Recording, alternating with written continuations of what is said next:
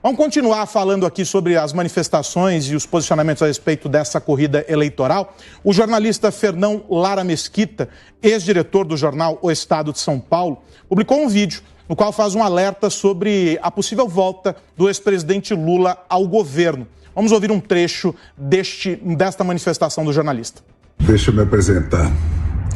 Meu nome é Fernão Lara Mesquita, eu sou jornalista daquela época em que jornalista era contra a censura, liberdade de pensamento e de expressão era sagrado e a imprensa era a instituição mais admirada do Brasil.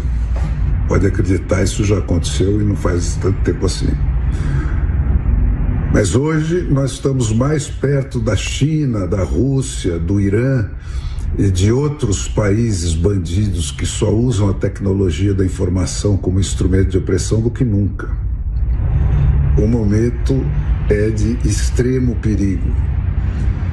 O Bolsonaro é mesmo uma ameaça à democracia? Quem foi que ele censurou? Quem foi que ele prendeu? Quem foi que ele desmonetizou? Quem foi que ele proibiu de trabalhar?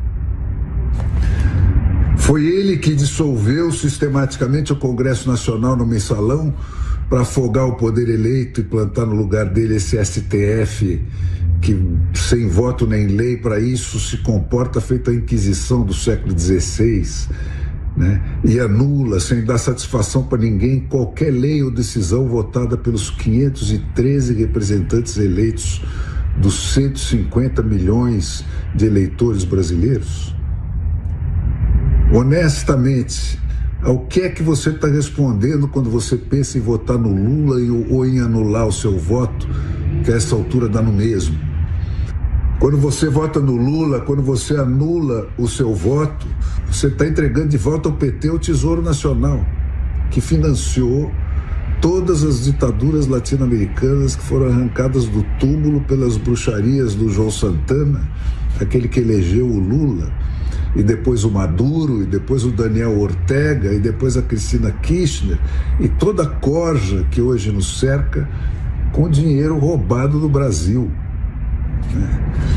Quando você vota no Lula ou quando você anula o seu voto, você está confirmando o cancelamento do Poder Judiciário brasileiro pela canetada do Dr. Fachin, o advogado dos comícios do MST, que a Dilma enfiou no Supremo para anular a sentença de 9 juízes das 3 instâncias do Judiciário abaixo do STF. Tirar o Lula da cadeia e meter ele na porta da presidência. O Lula, faltando uma semana para a eleição, nem se tocou de publicar um programa de governo, porque não precisa, é o mesmo de sempre. Eles já tentaram 3 vezes antes passar o mesmo golpe e foram impedidos sempre na última hora.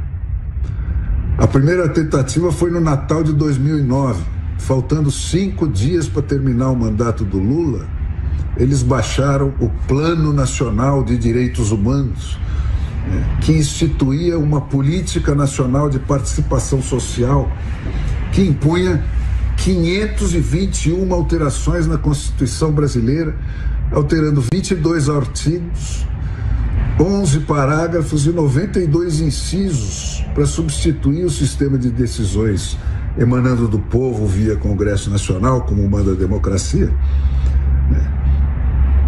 A segunda tentativa foi uma reedição do mesmo pacote, então rebatizado de Decreto número 8.243 da Dilma Rousseff, baixado no dia 23 de maio de 2014, véspera da Copa.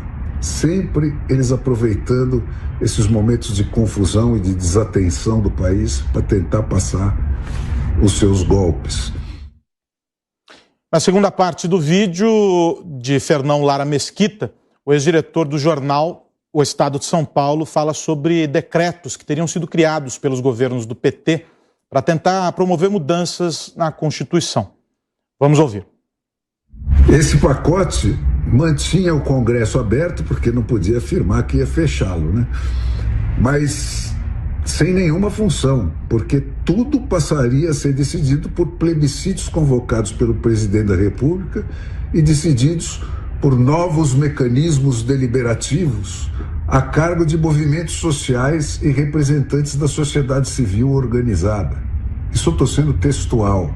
Eu vou deixar para vocês depois o link onde vocês podem ler palavra por palavra o que eles escreveram e tentaram passar 3 vezes antes de agora. Por esse instrumento, todos os poderes da União e do Ministério Público, assim como os do Judiciário, estariam submetidos a esse tipo de controle social, sempre entre aspas. Todos os instrumentos da Lava Jato, as delações premiadas, as prisões na segunda instância, etc., seriam revogados. E o controle da mídia, a obsessão do Lula, se faria com a atuação da Anatel e da Polícia Federal para impedir perseguições como a que o Lula tinha sofrido. Com o STF e a mídia dominadas, eles desistiram dessa frescura, Não precisava mais. Rodou o Ministério Público. Agora o que vale são as ordens dos Randolphos Rodrigues da vida que o STF executa. Rodaram a Lava Jato, a lei da ficha limpa e a condenação na segunda instância. Rodou a liberdade de imprensa, caçada pelos próprios jornalistas. Mas tinha muito mais que ficou ainda por fazer. O plano instituía uma comissão de direitos humanos nos legislativos, em cada legislativo. Estou falando do municipal, do estadual e do federal. Em cada uma teria uma comissão de direitos humanos para fazer uma triagem prévia das matérias que eles poderiam ou não processar. Quer dizer, os escolhidos do PT, dos movimentos sociais, que diriam para o legislativo eleito pelo povo o que eles poderiam ou não processar. Eles obrigariam todos os professores do país a fazer passar por um processo de reeducação. Olha onde vai a coisa. Eles vedam ao judiciário dar sentenças de reintegração de posse das propriedades invadidas, tanto as rurais quanto as urbanas,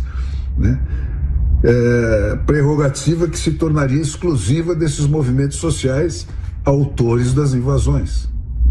Eles é que decidiriam se e quando as propriedades poderiam ser reivindicadas pelos seus legítimos donos.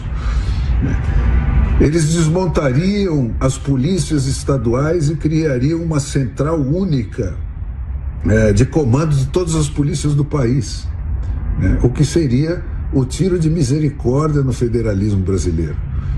Então, gente, a coisa já foi longe demais. Ditadura é isso aí, sem tirar nem pôr. Se o Brasil mandar o lulismo para onde ele merece, eu não sei quantas décadas perdidas nós vamos levar para nos curarmos de tudo isso, de toda essa doençarada que o PT instilou nas veias do país enquanto ele esteve no poder. Mas se você votar no Lula, votando ou anulando o seu voto, que dá no mesmo, você vai estar dizendo, é isso aí, rouba mesmo, prende mesmo, arrebenta mesmo. Se sem precisar a coisa já chegou, se sem isso a coisa já chegou onde chegou, imagine se as urnas disserem isso para esse pessoal. Então, gente, atenção, muita atenção. O Brasil nunca esteve tão perto do abismo quanto está hoje. Então, antes de apertar aqueles botõezinhos no domingo que vem, pensem muito seriamente no que vocês vão estar fazendo.